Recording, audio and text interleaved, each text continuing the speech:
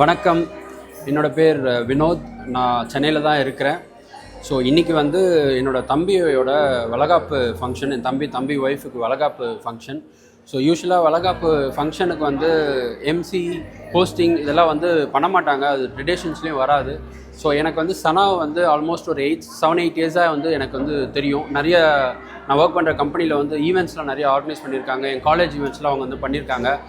அவங்க நிறைய எனர்ஜி, நிறைய ஃபன் கேம்ஸ், அந்த ஒரு ஸ்பான்டேனியஸாக வந்து நிறைய வந்து பண்ணுறதெல்லாம் வந்து அவங்கக்கிட்ட வந்து நிறையவே இருக்குது. ஆக்சுவலி அது எவ்வளோ பெரிய க்ரௌடாக இருந்தாலுமே வந்து அந்த க்ரௌடுக்கு ஏற்ற மாதிரி வந்து அவங்க வந்து டக்குன்னு வந்து ஒரு வைப்பை வந்து கொண்டு வந்து நல்லா சூப்பராக பண்ணுவாங்க. ஸோ சடனாக எனக்கு ஒரு தாட் வந்துச்சு, சரி நம்ம ஏன் வந்து சனாவை வந்து கூப்பிடக்கூடாது அண்ட் இந்த பேபி ஷவர் ஃபங்க்ஷன், அதாவது வளகாப்பு ஃபங்க்ஷனுக்கு வந்து ஹோஸ்ட் பண்ணுறதுக்கு கூப்பிடக்கூடாதுன்னு சொல்லிட்டு நான் கூப்பிட்டேன்.